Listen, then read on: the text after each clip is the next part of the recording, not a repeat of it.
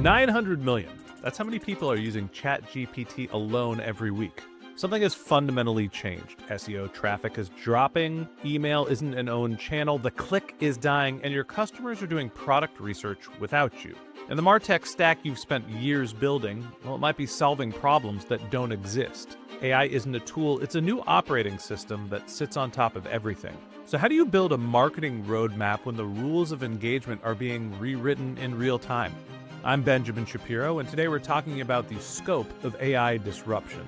And joining me is Isaac Ferreira, the VP of AI Growth Systems at Shift Paradigm, a growth partner helping companies rethink marketing strategy, revenue architecture, and activation in an AI-first world. Shift Paradigm is also a sponsor of the MarTech podcast. And today, Isaac is going to break down what marketers need to understand before their entire stack becomes obsolete.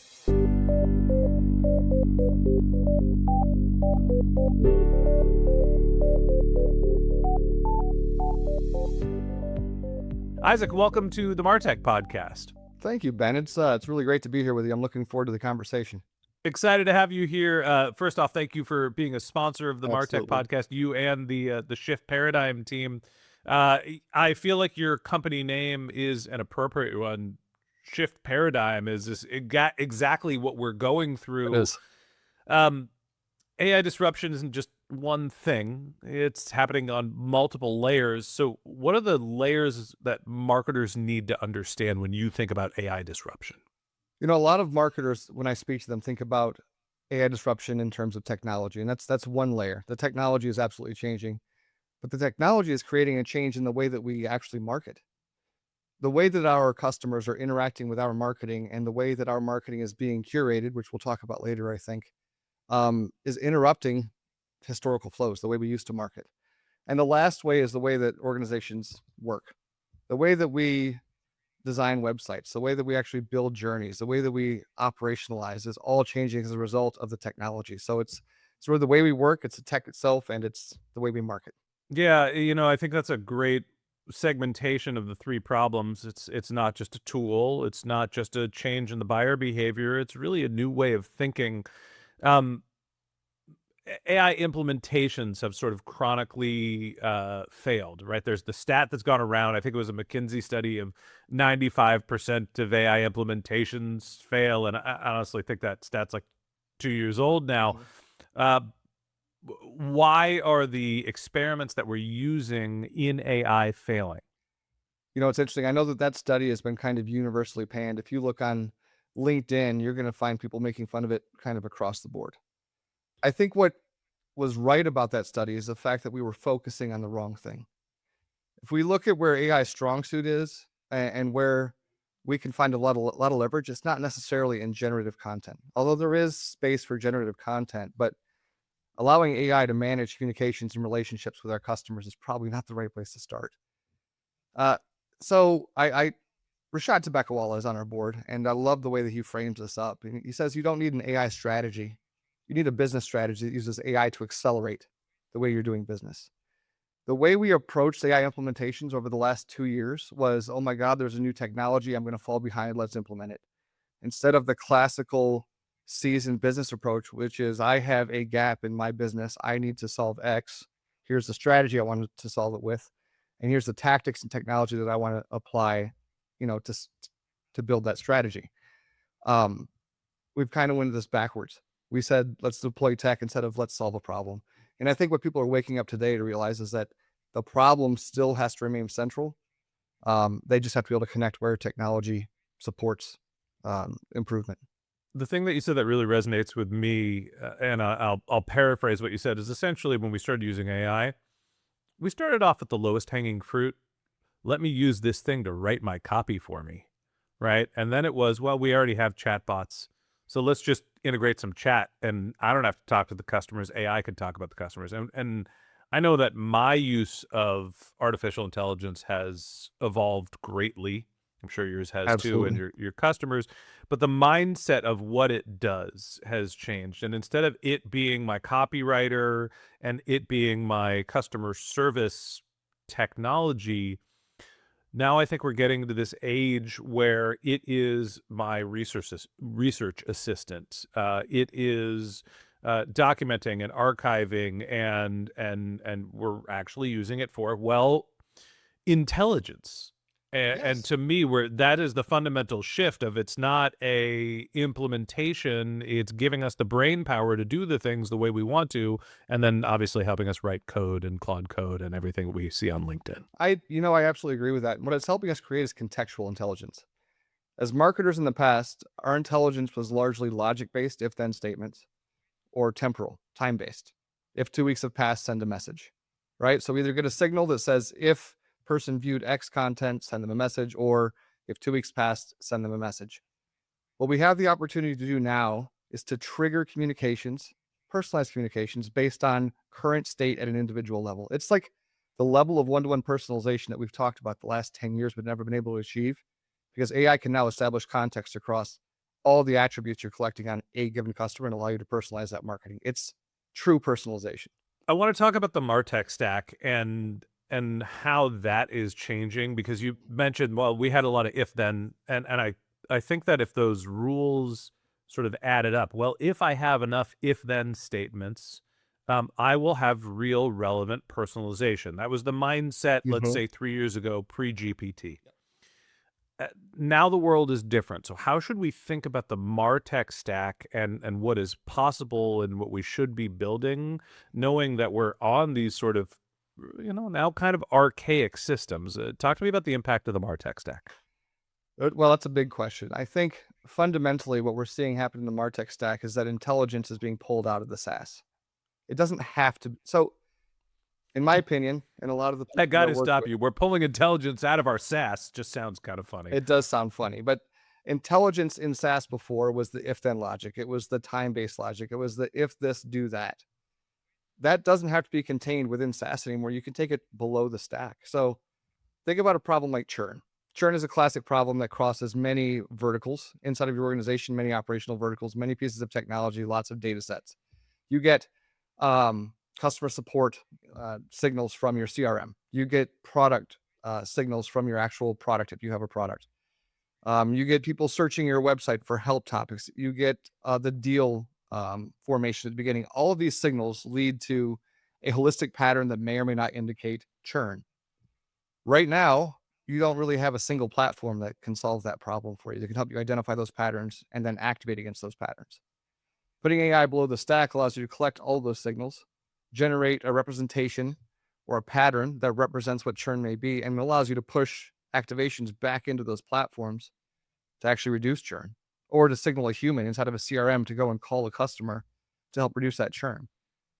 What I mean when I say that AI is removing intelligence for SaaS is that SaaS no longer contains or no longer has a monopoly on where that intelligence lies. Two things that you said that that are still in my head. One, just I want to give you a tagline for your billboard: shift paradigm, pull your head out of your SaaS. That's amazing. I You like love that? that. Okay, you know what? We might have to pay some royalties on that one. There you go. Yeah. The second one is actually something you said that I think was probably assumed to be common knowledge. Mhm. You put your AI under your SaaS. And when we think about the changes in the MarTech stack, Mhm. I think that there's the traditional CDP, CRM, right, communication layer, and all these things are hopefully integrated, and they're relatively horizontal. Verticalized. Um, Yeah. yeah. Thank you. You're welcome. How do we think of where AI is? Like when you're visualizing your actual stack, I go back into my like Scott Brinkerism of like write your stack down and present it to everybody, and everybody has this different shape of SaaS. Yep. Give me some metaphors or some visualizations here of how you think of where AI lives in that shape of your SaaS when you're trying to document what your stack is. Sure, absolutely. So I love Scott and I love the way he creates these visualizations. I will say Scott, from his background and just based on my experience, is very SaaS centric. That's expected, having come from HubSpot and his background. My thought is a little different. AI exists in two separate places. AI is inside of your current tools. So inside of your CRM, inside of your map, inside of whatever those tools are, I can do automations within a CRM. I can create emails within my marketing automation platform. The other layer of AI can coordinate across and activate into all of those technologies. That sits below it. So in my mind, you have a contextual engine at the very bottom of your stack. That's the AI contextual engine. On top of that, you have data, all the data that comes from your organization, and through that, you have connections to all of your current SaaS products. And in my mind, that activation is signal from the SaaS products, contextual decision from the AI engine, and then activation back up to the SaaS products. I imagine it kind of as a half moon with SaaS contextual engine at the bottom. How are the SaaS tools that we're using now that we're in this AI centric MarTech stack Mhm. changing? Are you still using the sort of traditional CDP? Everybody's been talking about compostable for Yeah. a year. I'm not even sure if I say the word right. Composable? Yeah. Composable. I always Mhm. say compostable. Yeah. Like you're gonna go put it in the compost. I knew that's some dirt. Yeah. Composable. Thank you. Uh, and maybe that's what's actually happening is we're just building our own databases and we don't need CDPs. But then there's the implementation layer. Are the tools changing, or is AI actually replacing some of these tools? Everybody talks about the death of SaaS. What happens to The SaaS SaaS tools? apocalypse. That's That's a a good one. that's a layered, a very layered question. It's complex. SaaS is not dying, in my opinion. It is going to be going through a pretty extreme transformation. If we talk about the way SaaS is currently structured, it contains four primary parts. It contains the UI, so we can access the data. It contains our data. It holds our data in large part. It contains the intelligence that we talked about before, and it contains the activation layer. All those things are in SaaS today. What's changing and what I'm seeing is that some of those layers no longer must be contained in SaaS. That is the model break that I'm seeing. I don't have to contain my intelligence inside of SaaS. I need an activation layer. I don't have to contain my data inside of SaaS. I need an activation layer. So what I see is less of a reliance on packaged offerings, and you can see this happening across SaaS just in the market share pricing and everyone talking about the changing and per seat pricing models and so on. What people are realizing is they don't have to be bound into a platform, a monolithic platform that does everything. They can take part of that for control into their organization. And I think as we move forward, and I'm probably getting a little ahead of the game here, if you're going to be successful, you have to have control of your data. And the SaaS model innately does not support that. Yeah, it's interesting. I'll talk a little bit about my experience and some of the SaaS that we've used for our production infrastructure.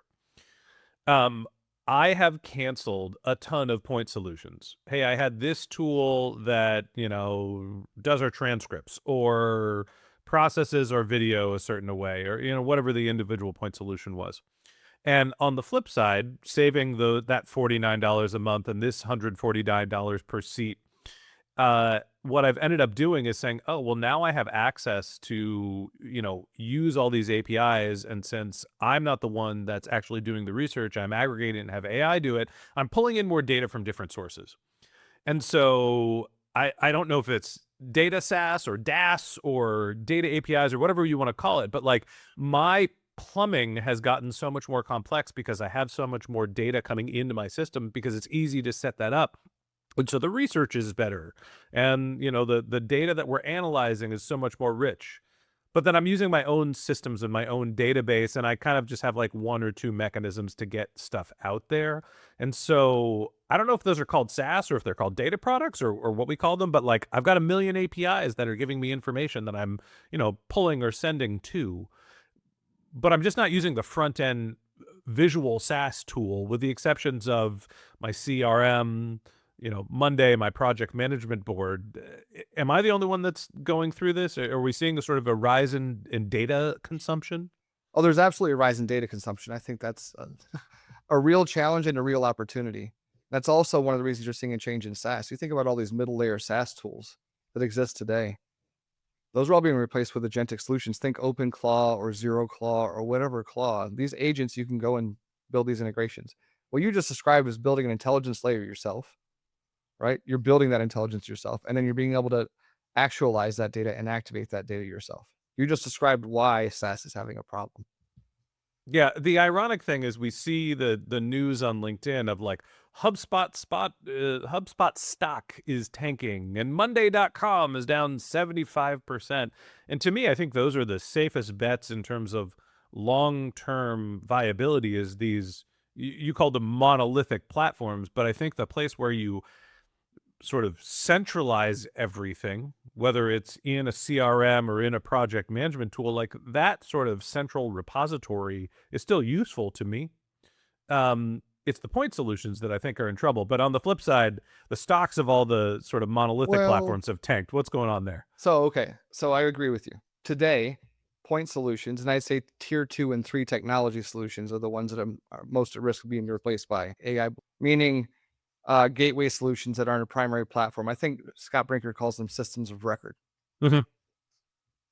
But my contention is that will change as well, and I think that's being priced in the market.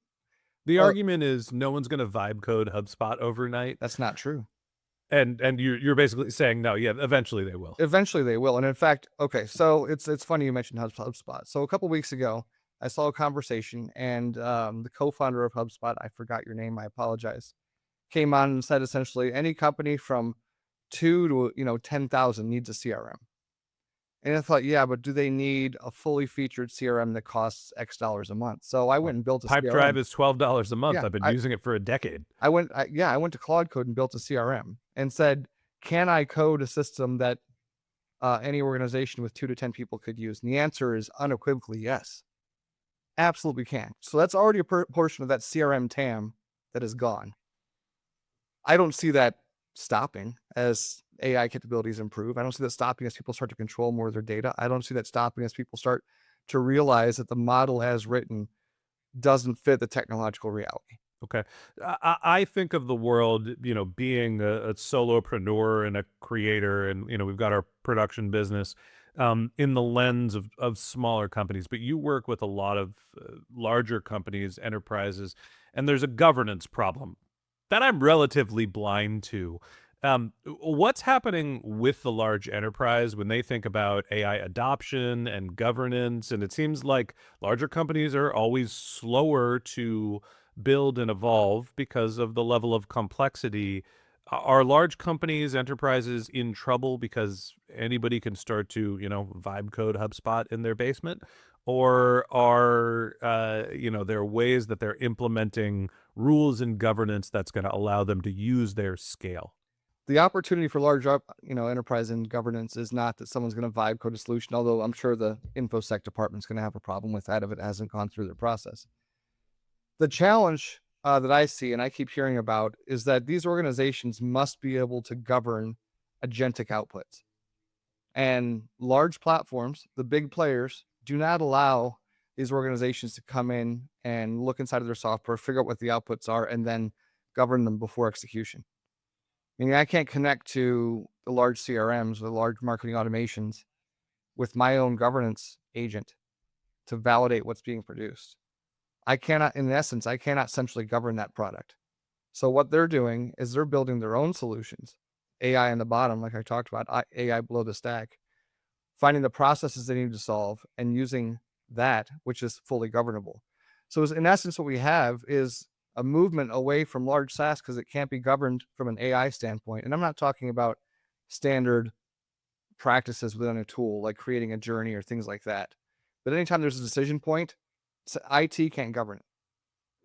So how do if these large solution providers are going to survive, they're going to have to find some way to integrate enterprise governance into the workflow. You remember the movie Judge Dredd? I do. Yeah. Okay, so Sly Stallone is like the cop, but he's also the judge. And my dad used to give me a hard time because whenever we saw that movie, I was probably watched it way too young. Sly Stallone's big line is, "I am the law." Yeah. And Yep. that's my Sly Stallone impersonation for today. That's pretty good. The point is, thank you. The point is, companies are essentially needing to build agentic governance. Yes. But inherently, there's a problem there. Mm-hmm. Right? We can't let our employees just rely on their agents to do execution. So we need to govern it. So we need to build AI to govern the other AI. Well, what's the point of the governance if you're just using AI to do the governance? That's a really good point. But I think that's once you understand the basics of how an LLM operates, you realize why there's a need for it. And that's that they're non-deterministic. It's not a math equation that comes out with the same answer every time. It comes out with a different answer every time based on the context. And sometimes that context results in a decision that is not favorable to the company, not favorable to a relationship, not favorable to communications, in which case you have a backup that's watching it.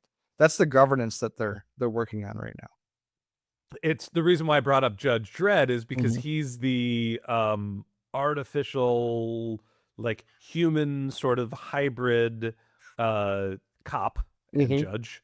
And it's like every company needs a Judge Dredd essentially to go govern and police their existing teams. But the whole goal of the governance is to make sure that the AI isn't going rogue. And so they're using AI to make sure the AI isn't going rogue. But what if the governance, like, AI still has the same problem, doesn't it? It's like, still, can't that go crazy and off the rails?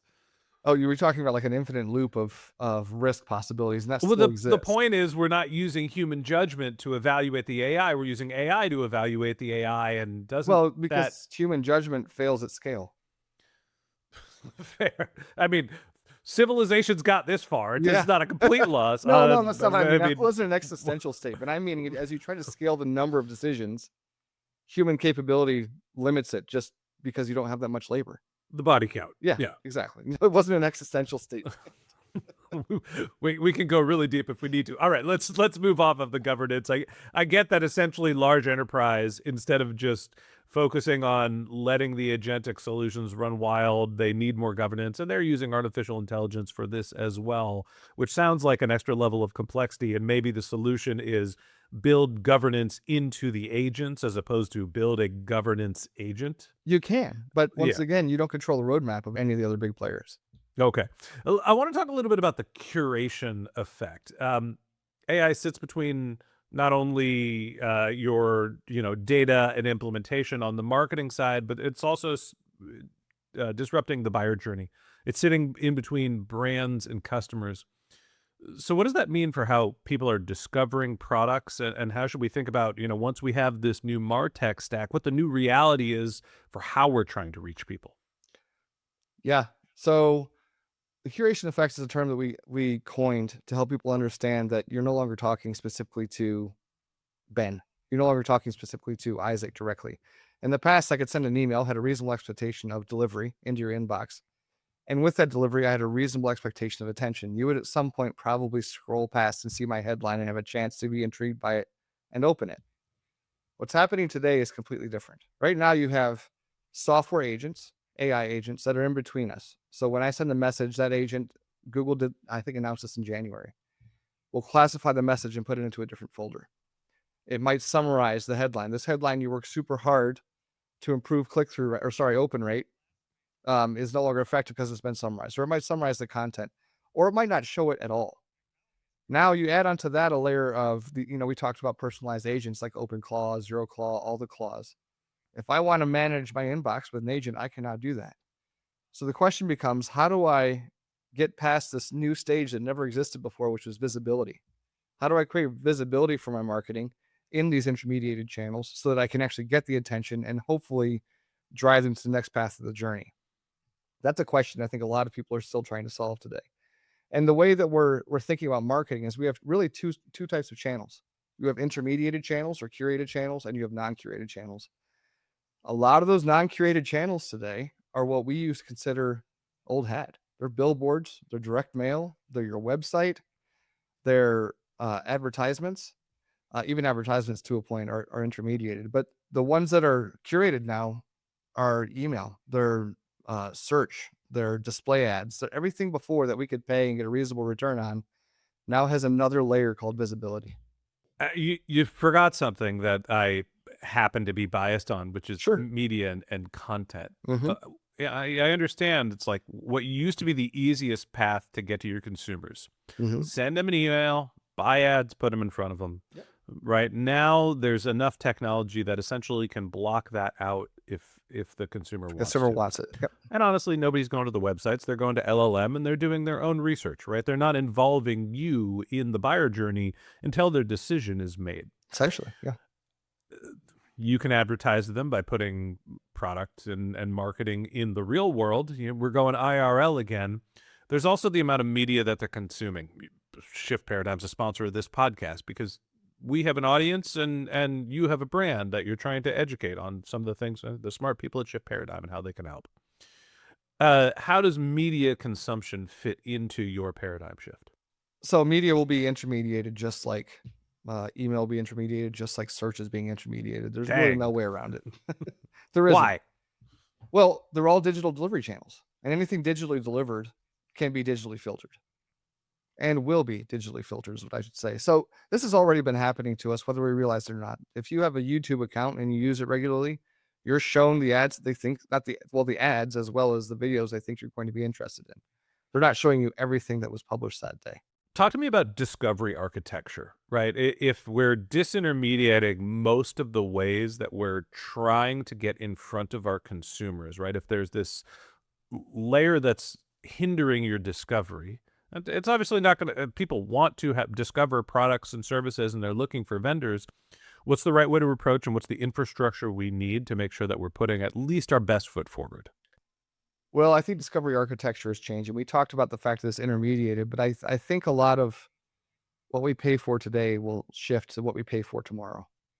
So some of the discovery opportunities are going to be in paid marketing within LLMs and paid within their responses. Some of that discovery architecture is ensuring that we show up in a natural LLM search by putting um, pattern matched references inside of places that LLM aggregates. Think Reddit or Quora or other places where you aggregate public opinion.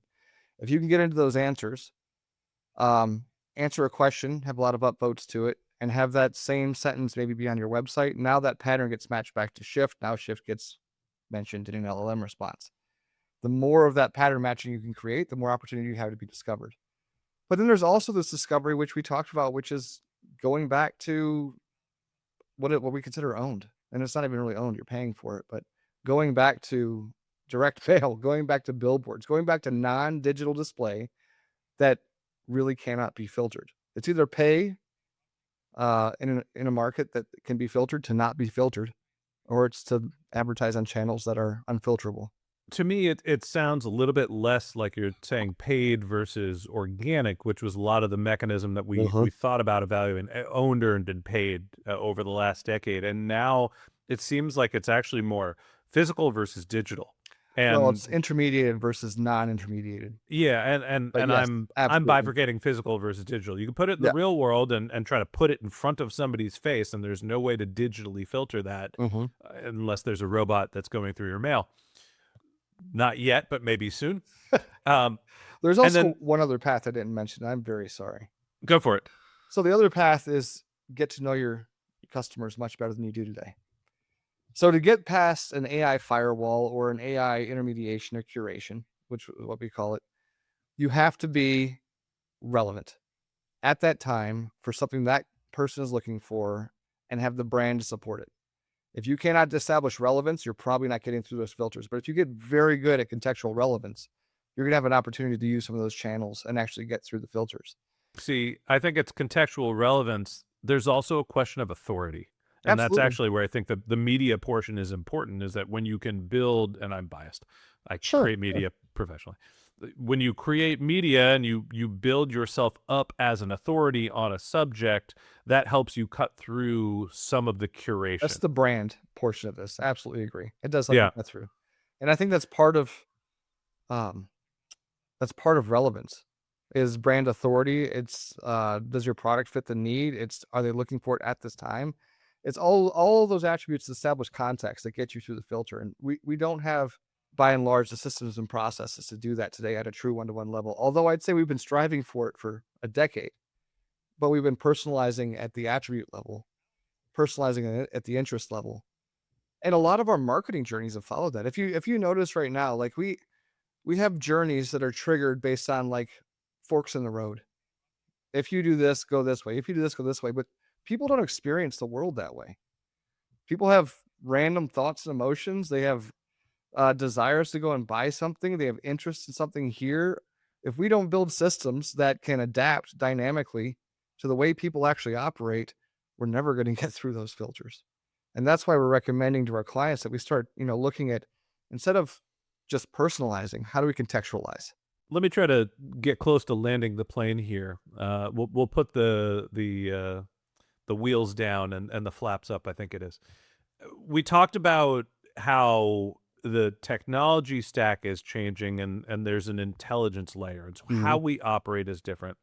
The buyer journey is changing, and so the way that we market is changing. Mhm. And not only is the MarTech stack, because of the use of technology, adjusting, everything we're doing, how we're approaching our customers, what we're saying, the mediums we're going through, it's all changing at the same time. So to wrap this up, what is the way that you think that marketers should approach their roadmap for the next, let's call it short to medium term, 6 to 12 months? Everything is changing. The tech stack is changing. The buyer journey is changing. The channels are changing. How do you figure out what to prioritize? So, I go back to what I've told my clients for the last 6 years, and that's your tech strategy needs to be based on your business strategy. And we need to start really connecting brand, we need to start really connecting product, journey, customer experience to the actual business. Once we understand what the business does, we understand how to develop our tech stack. And the other thing we have to realize is that not every solution requires a new piece of technology. That is the mind frame. That's the state of mind from the past. I need a solution. I'm going to go buy this platform. I might have 8 other things, but I only need this one. I still have to buy this platform. And then, in order to really prepare yourself, you need to think about the data.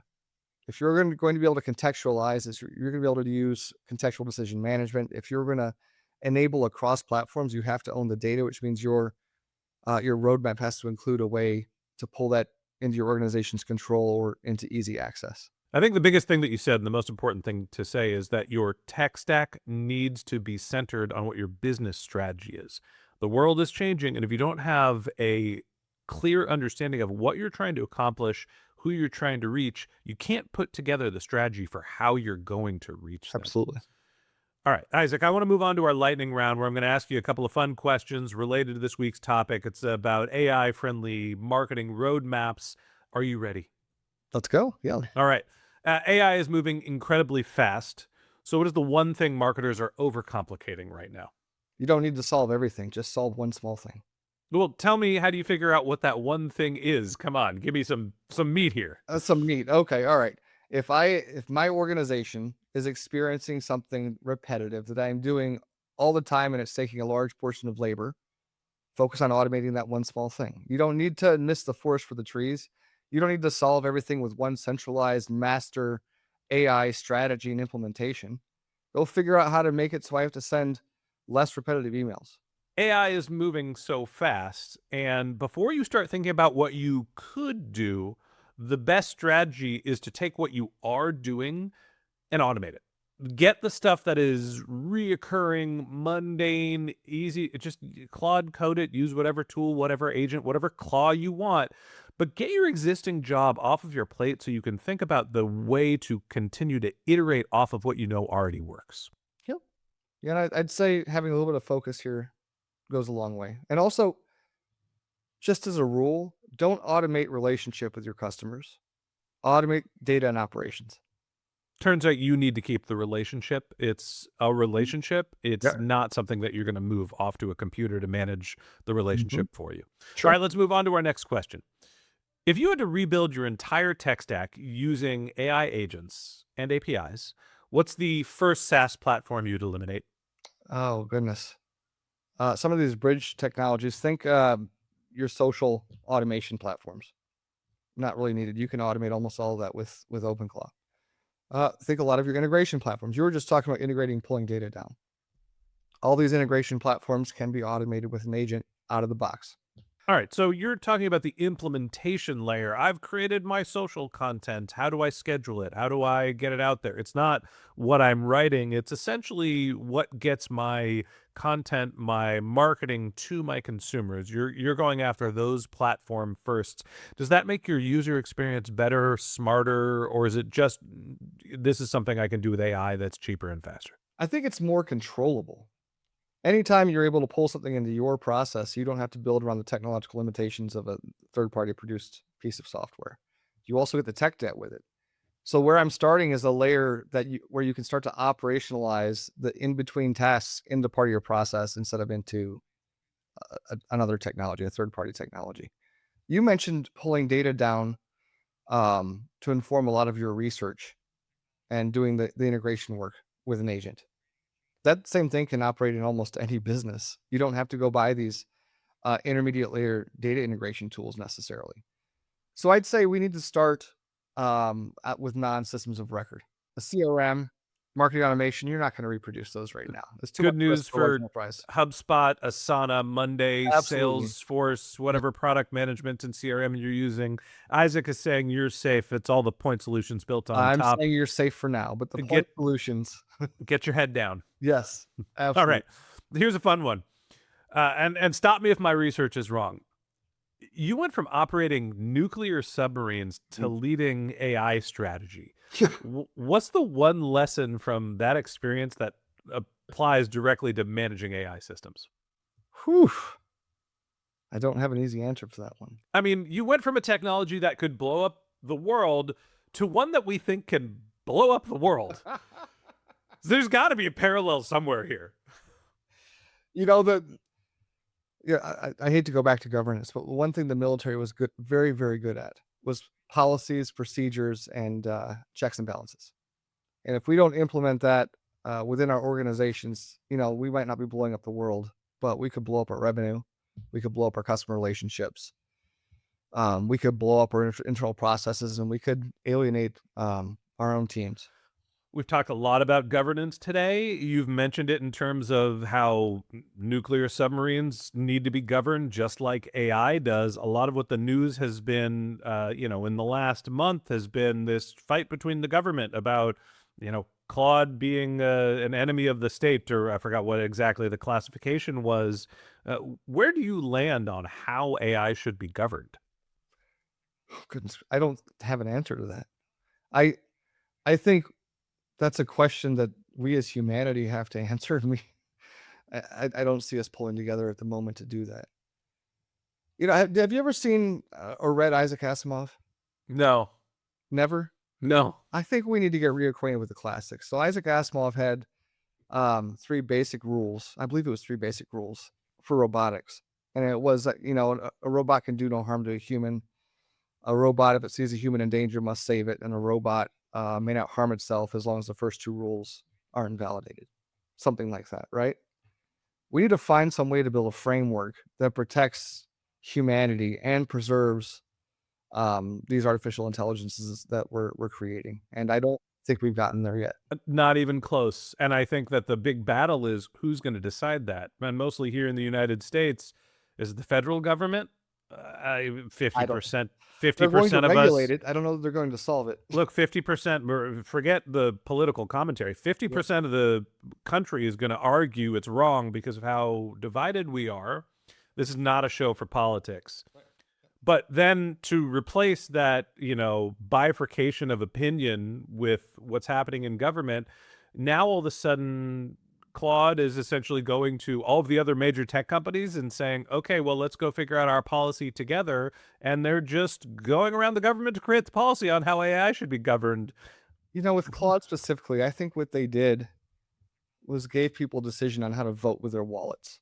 If you support what Claude's doing, you can migrate the memory from any other LLM into Claude now. And we saw flight from the other LLMs into Claude. By the way, that's the same way that capitalism works. We buy the products that we believe in, we trust, etc. All right, I'm going to move on to our last question. Okay. What's one AI tool or workflow or agent that you'd be completely screwed without today? So working in consulting in an agency, you can imagine that we put out a lot of proposals, a lot of RFP responses. I hope so. Oh, yes. Yeah. It's a daily occurrence. So one tool that we built was a tool that we can both build and host those RFPs on digitally, built a standardized structure, and then use our smart humans to put the content into. And it's reduced the labor required to do that just immensely. And then the second is our technology team has been getting bold lately, very bold, in a good way.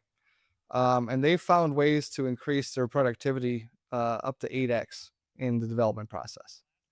And some of those internal tools, which I can't really mention here, we could not live without, and I think are providing a competitive advantage.